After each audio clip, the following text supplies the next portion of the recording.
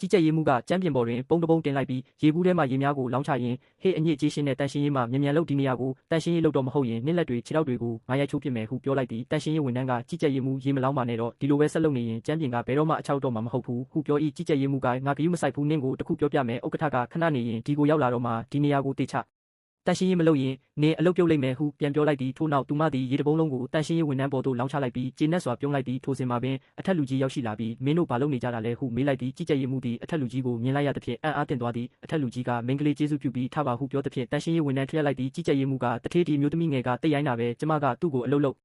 ်နီးတင်ပေးနေတာပါဟုခတ်တွတ်ပြောလိုက်၏အထက်လူကြီးကလူတွေကိုအလုပ်လုပ်နီးတင်ပေးတာဒီလိုပုံစံမျိုးလားငါကြည့်ရတာတော့မင်းကသူ့ကိုချင်းချောက်နေတယ်လို့ပဲကဲမင်းတို့နှစ်ယောက်လုံးကိုမေးခွန်းတစ်ခုမေးပါရစေလောရှောင်ချင်းဆိုတာဘာတူလဲဟုမေးသည်ကြီးကြပ်ရေးမှူးကတန်ရှင်းဝန်ထမ်းစကားမပြောနိုင်အောင်တားဆီးလိုက်ပြီးတထေးကျမနာမည်ကလောရှောင်ချင်းပါဟုပြောလိုက်သည်အထက်လူကြီးကခေါင်းညှိလိုက်ပြီးအတွင်းရေးမှူးထံမှစာရွက်စာတမ်းကိုယူကာအတန်ထွက်၍ဖတ်ပြသည်ကျမကအန်ဝေး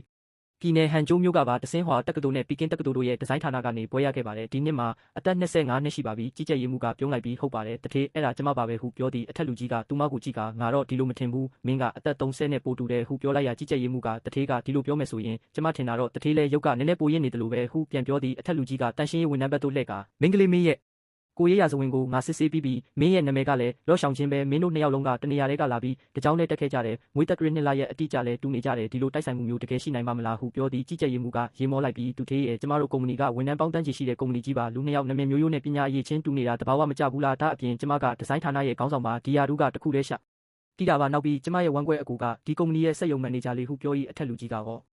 မင်းမှာအဆက်အသွယ်ကောင်းကောင်းနေရှိနေတာပဲဟုပြန်ပြောလိုက်သည်ထို့နောက်အတွင်းရေးမှူးဘက်သို့လှည့်ကအတွင်းရေးမှူးကောင်းဆက်ယုံမန်နေဂျာရှမ်းကိုငါယုံကန်းစီခေါ်လိုက်ပါမင်းတို့နှစ်ယောက်လုံးလည်းငါယုံကန်းကိုလာခဲ့ပါမင်းတို့နဲ့ဆွေးနွေးစရာရှိတယ်ဟုပြောလိုက်သည်အထက်လူကြီးထွက်သွားပြီးနောက်ကြီးကြပ်ရေးမှူးကတန်ရှင်းရေးဝန်ထမ်းကိုဆွဲကင်ကခဏဆောင်ဦးယုံကန်းထဲရောက်ရင်ဘာပြောရမယ်ဘာမပြောရဘူးဆိုတာမင်းသိတယ်နော်စကားမပြောလိုက်ရင်မင်းဘက်ဆက်ကိုငါဖျက်ပစ်မယ်ဟုတိုးတိုးလေးချင်းချောက်လိုက်သည်နောက်ပိုင်းတွင်အထက်လူကြီး၏ယုံကန်းထဲ၌အထက်လူကြီးကဒီနေ့မင်းတို့နှစ်ယောက်လုံးကိုခေါ်လိုက်တာအကြောင်းအရာတစ်ခုကိုအတီးပြုခြင်းလို့ပါငါမှာအလွန်ကောင်းမွန်စွာရေးသားထားတဲ့အဆိုပြုလွှာတစ်စောင်ရှိတယ်အဲ့ဒီအပေါ်မှာလော့ရှောင်ချင်းဆိုတဲ့လက်မှတ်ရေးထိုးထားတယ်ငါတို့ဒရိုက်တာဘုတ်ဖွဲ့ကတုံးတက်ပြီးတဲ့နောက်ရေးသားခဲ့တဲ့သူကိုစုကြီးငွေရွံတသိန်းပေးဖို့ဆုံးဖြတ်ခဲ့ကြတယ်ဒါပေမဲ့ဒီစုကြီးနဲ့တကယ်ထိုက်တန်တဲ့သူကဘယ်သူလဲဆိုတာငါမသိဘူးဟုပြောသည်ကြီးကြပ်ရေးမှူးကချက်ချင်းပင်သူထေးတာကကျမနဲ့ပဲထိုက်တန်တာပေါ့ကျမကဒီဇိုင်းဌာနရဲ့ခေါင်းဆောင်လေးကျမလိုအရေးချင်းရှိတဲ့သူပဲဒါမျိုးကိုရေးနိုင်မှာပါဒါကြောင့်ရွံတသိန်းကိုကျမပဲယူလိုက်ပါမယ်ဟုပြောလိုက်သည်အထက်လူကြီးကပြန်ချထားလိုက်စမ်းပါဒီစုကြီးကမင်းနဲ့ထိုက်တန်တယ်လို့မင်းတကယ်တေချာလို့လားမင်းကလေးမင်းရောဘာပြောစရာရှိလဲဟုမေးသည်တန်ရှင်းရေးဝန်ထမ်းကစကားပြောရန်ပြင်လိုက်စဉ်ကြီးကြပ်ရေးမှူးကကြားဖြတ်ကတထေးစကားပြောနေချိန်မှာမင်းကဘာလို့ကြားဖြတ်ပြောနေရတာလဲဟုငေါက်လိုက်သည်အထက်လူကြီးကပြတ်သားစွာဖြင့်မင်းကလေးဒါငါယုံကမ်းပဲလွတ်လွတ်လပ်လပ်ပြောပါဘာပဲဖြစ်ဖြစ်ငါမင်းကိုကာကွယ်ပေးမယ်ဟုပြောသည်တန်ရှင်းရေးဝန်ထမ်းကတထေးအမှန်တိုင်းပြောရရင်ကြီးကြပ်ရေးမှူးကကျမကိုအဆိုပြုလွှာတွေခဏခဏပြင်ဆင်ခိုင်းပေမဲ့ဘာတစ်ခုမှအတိပြဥမခံရဘူးလို့ပဲအမြဲပြောခဲ့ပါတယ်ဟုပြော၏ကြီးကြပ်ရေးမှူးကပါဆက်ပိတ်ထားတထေးသူစောက်ပေါက်ရှုပ်တာတွေကိုမယုံပါနဲ့ဒီကုမ္ပဏီမှာရှိတဲ့အဆိုပြုလွှာတိုင်းကိုကျမကိုယ်တိုင်ရေးတာပါဟုအော်ဟစ်လိုက်ပြီးအထက်လူကြီးကကောင်းပြီးမင်းတို့နှစ်ယောက်ရဲ့ပြောဆိုချက်တွေကွဲလွဲနေတာကြောင့်ဆက်ပြီးအငင်းပွားမနေကြနဲ့တော့နှစ်ယောက်လုံးဒီမှာရှိနေတော့အဆိုပြုလွှာကိုမကြည့်ပဲဒီထုတ်ကုန်အကြောင်းငါ့ကိုရှင်းပြကြပါတိဆောက်ပုံအဓိကအင်္ဂါရက်တွေနဲ့ရောင်းအားကောင်းတဲ့အချက်တွေကိုအသေးစိတ်ပြောပြပါမင်းအရင်စပြောပါဟုမိတ်လိုက်ပြီးကြီးကြပ်ရေးမှူးကကောင်းပါပြီတထေးဒါကရေဆိုးမြောင်းတန့်စင်အမြုံမုံပါရေဆိုးမြောင်းပိတ်ဆို့တာတွေကိုရှင်းထုတ်ဖို့သုံးတာပါတစ်ချိန်သုံးလိုက်တာနဲ့ရေဆိုးမြောင်းတွေတန့်ရှင်းသွားပါလိမ့်မယ်ဟုပြောပြီးတထေးကျမရှင်းပြတာပြီးပါပြီရွံတသိန်းဝန်တသိန်းကိုအခုရနိုင်မလားဟုမေးလိုက်ပြီးအထက်လူကြီးကတန့်ရှင်းရေးဝန်ထမ်းဘက်သို့လှည့်ကမင်းကလေးမင်းတစ်သက်လုံးအဆူခံမထိချင်ရင်ဒီထုတ်ကုန်အကြောင်းငါ့ကိုအသေးစိတ်ရှင်းပြပါမင်းရဲ့ရှင်းပြချက်ကောင်းမွန်ရင်ရွံတသိန်းစုကြီးကမင်းအတွက်ဖြစ်သွားလိမ့်မယ်ဟုပ